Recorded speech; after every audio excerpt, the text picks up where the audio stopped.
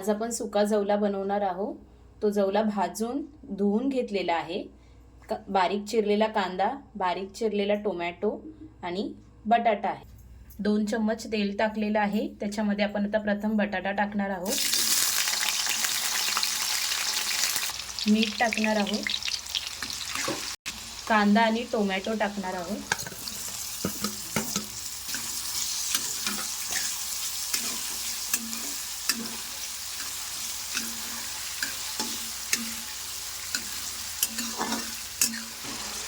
मसाला टाकणार आहोत, हळद,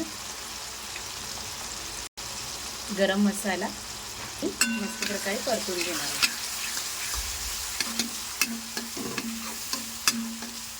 जवला आहे तो आपण त्याच्यामध्ये टाकणार आहोत।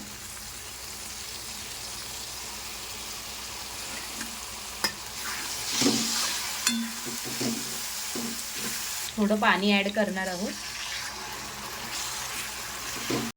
आणि आता छान प्रकारे शिजवून घेणार आहोत आपण। तुम्हाला या सुक्या जवल्याची रेसिपी कशी वाटली तर मला नक्की सांगा। चॅनलला लाईक, शेअर आणि सबस्क्राइब करायला विसरू नका। Thank you.